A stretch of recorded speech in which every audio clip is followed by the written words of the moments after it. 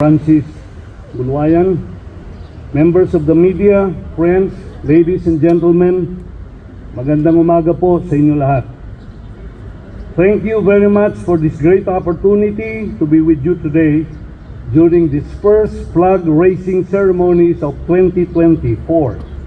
I'm hopeful that all of us had a wonderful time in celebrating the many blessings we had in 2023.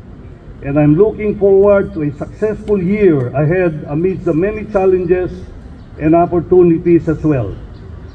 As we begin this year with renewed hope and optimism, allow me to report the work we have done and the bills I authored and or sponsored in the House of Representatives since April last year when I gave you an update of what we did in Congress. First in the list is House Bill 7535, an act granting additional benefits to our senior citizens and amending for the purpose Republic Act number 10868, otherwise known as the Centenarians Act of 2016, has been approved by both houses, Congress and the Senate, granting a cash gift of 10,000 pesos to senior citizens upon reaching the age of 80, 85, 90, and 95, and while 100,000 upon reaching the age of 100 years old.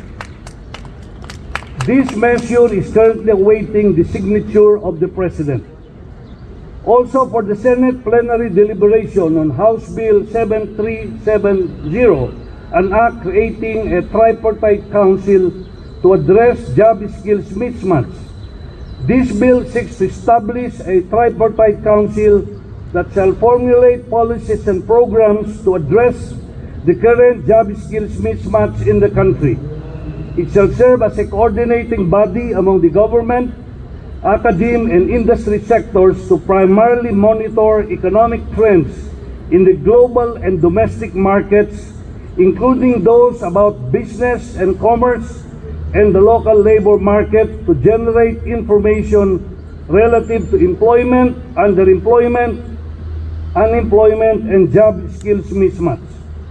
We also have bills that were approved by the House on third and final reading and were transmitted to the Senate for its consideration and approval.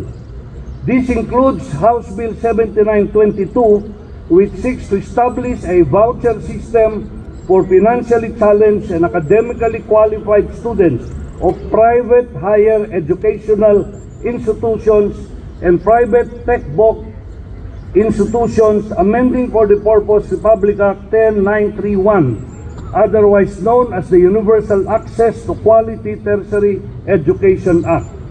This measure will expand the coverage of the tertiary education subsidy as provided in Republic Act 10931 and will create a proportional budgetary allocation in the form of a voucher system for poor and academically qualified students who opt to study in private higher education institutions and private tech-book institutions in cities and municipalities where there are existing SUCs, LUCs, and public TBIs.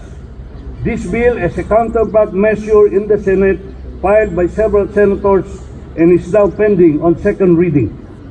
Our two bills on the establishment of specialized public high schools here in our city were approved by the House on third and final reading and were transmitted to the Senate for its consideration and approval. First is House Bill 7316, seeks to establish the Baguio City High School for the Arts. By creating this specialized public high school, the youth of Baguio and even those from neighboring areas will have a place where their aptitude and skills in culture and arts can be honed with the most conducive environment, facilities, and curriculum.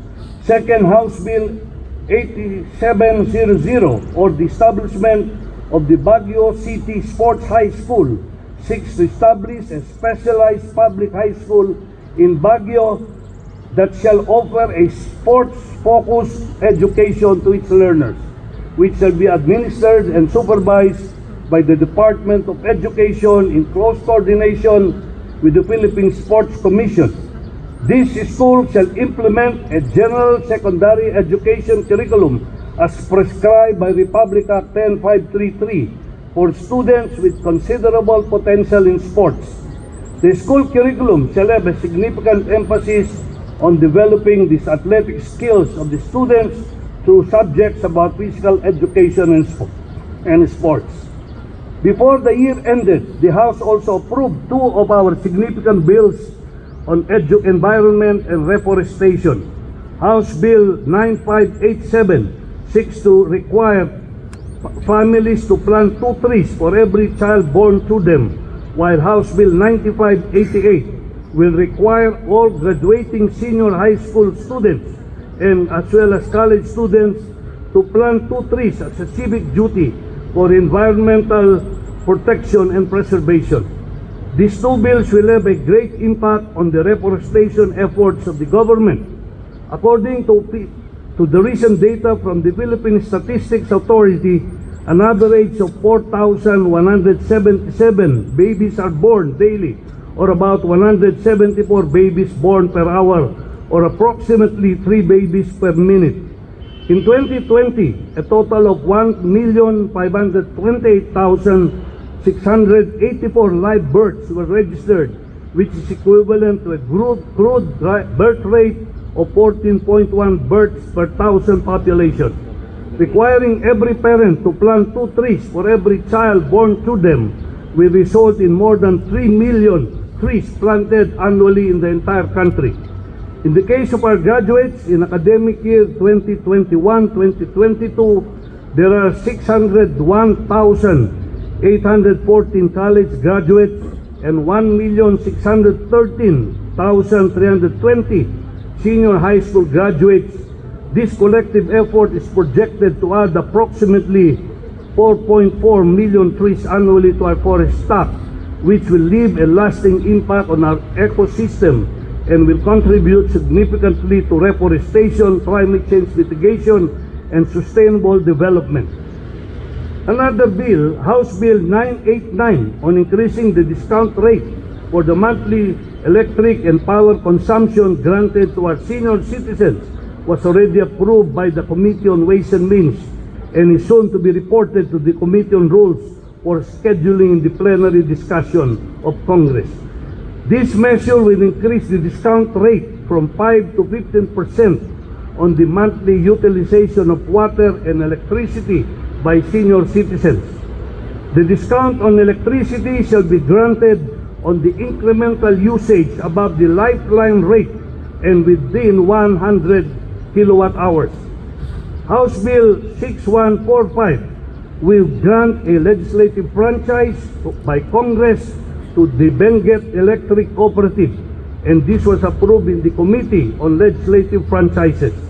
The bill shall allow Beneco to construct, install, establish, operate, and maintain a distribution system for the conveyance of electric power to the end user in all the municipalities of the province of Benguet and Baguio City. On resolution, we have filed House Resolution 929, calls for an inquiry into the continued disparity and overpricing of fuel in Northern Luzon. The Committee on Energy has conducted meetings on the matter.